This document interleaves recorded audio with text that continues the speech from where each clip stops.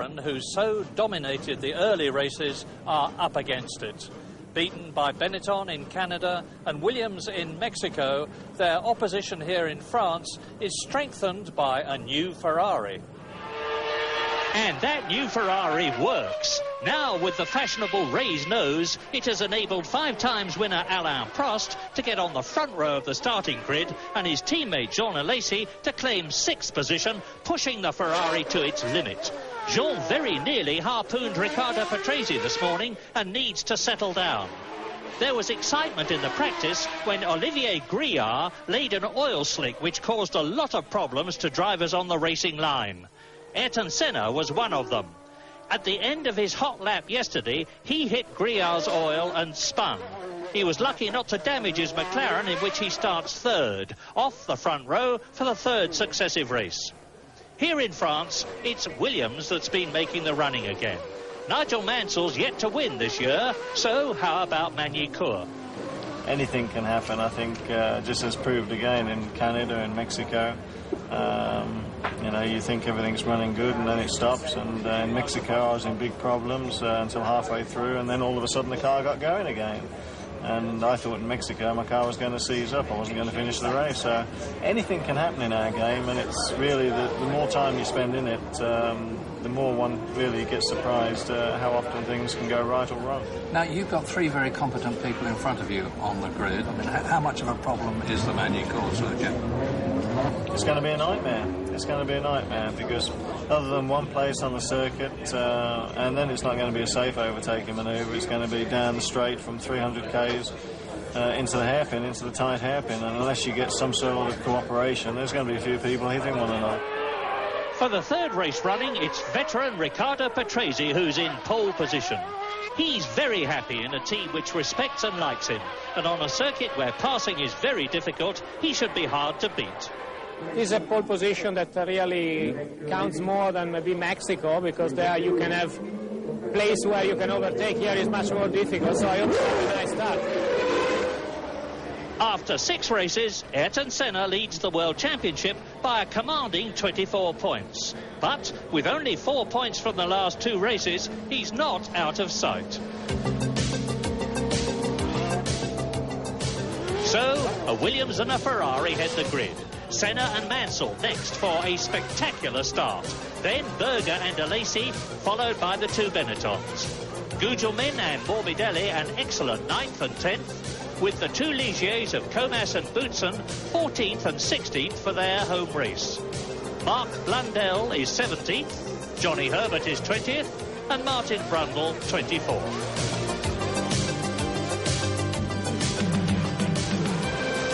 So, on the left of your picture, pole position, Riccardo Patrese. On the right, in the scarlet Ferrari, Alain Prost. Behind Patrese is Ayrton Senna. Behind Prost in the 2nd Williams, Nigel Mansell, 2nd row of the grid. 5th on the grid, it is Berger. 6th is Alesi. Watch the lights. And this is the critical time, and it's go! And a beautiful start, and Patrese blown it again. Prost leads, Mansell up into 2nd place. Ayrton Senna in 3rd position. Berger is in 4th place. Alesi is 5th, and Riccardo Patrese is right down in 8th position after the thing that he dreaded, an absolutely terrible start. Yes, certainly a big mistake at the start there from Patrese. He seemed to move off the line and then not struggle with gears, and that's one of the Jordans off the road. Yeah, it looks to me very much like Bertrand Gachot, who had a lot of trouble in qualifying, only managed to get onto the grid last, well down, and it looks as though his race is run. But the 2 McLarens now, well up, so they are coming down to the Adelaide hairpin, round from there, on to complete the first lap of this 2.65-mile course. They're coming up to Imola now, and here is looking back from Nelson Piquet's Benetton with the Ford engine into the very slow hairpin, and that is Morbidelli. Behind is Moreno, so it's Roberto Moreno that we're looking at, number 19 now, coming down to the end of the first lap. And past they go now, into the, and as you can see for yourself, it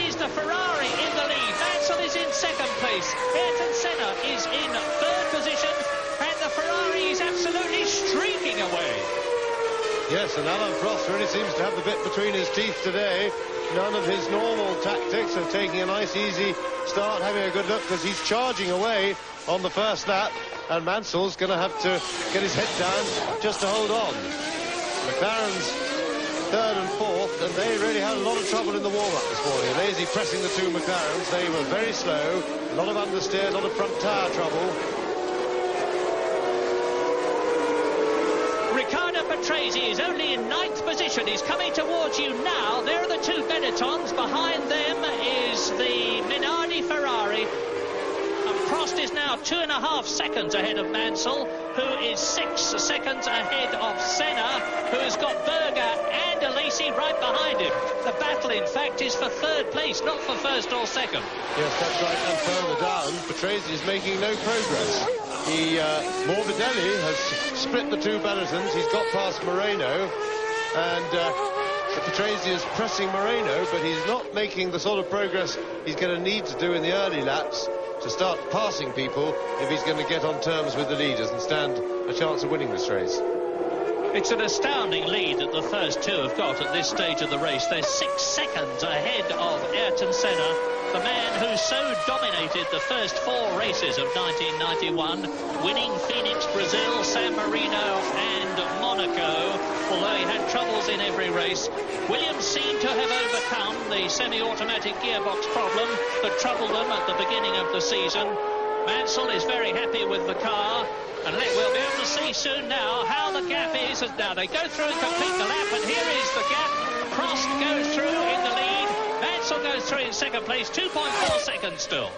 And they are leading Senna third, Berger fourth, Alesi fifth, Piquet sixth, Morbidelli seventh, Moreno is eighth, Patrese still in ninth position, Modena in the Tyrrell in 10th position, 11th Pierluigi Martini, 12th position Andrea De Cesaris. And that is Gerhard Berger, pulled off in his McLaren steering wheel off. That's the end of his race, and that looks distinctly like a mechanical failure.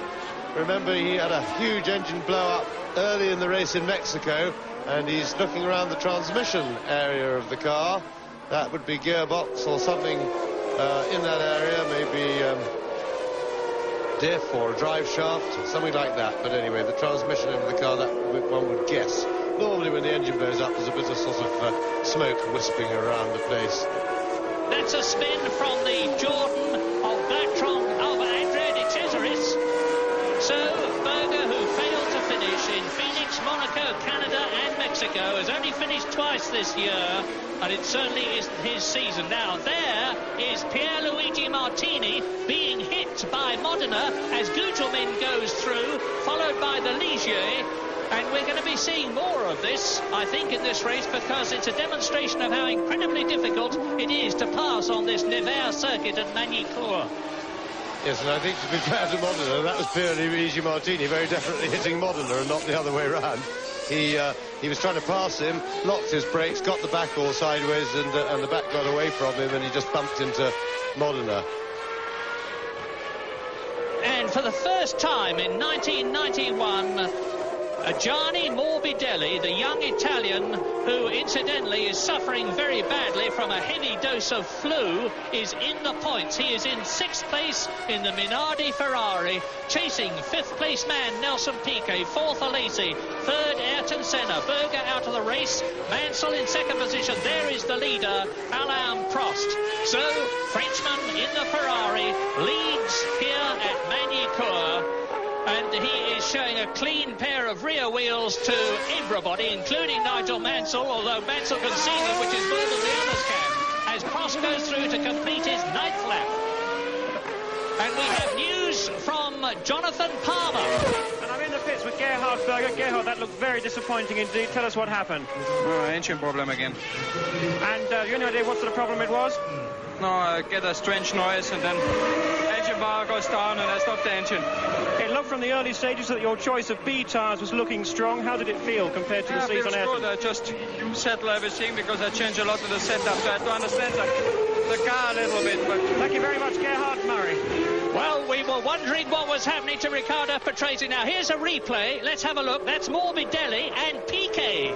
Piquet, and through goes Patrese, and that accounts for the fact that the Italian is now in 5th position. Prost, Mansell, Senna, Alesi, Patrese, Piquet is the order. Yes, and that was very fortuitous for Patrese. We didn't see how he'd made his places, but now he's got a clear road in front of him. He's some 10 seconds behind Alesi, and we can get an impression now of just how quickly that Riccardo Patrese is able to run on his own. Ayrton Senna in 3rd position, 17 seconds behind the leaders, and Jean Alesi in 4th place, right behind the McLaren. So both the Ferraris are in the top 4 places. One of the McLarens is out. Both the Williams are still running and are in the top 6 places, and Prost and Mansell are showing everybody the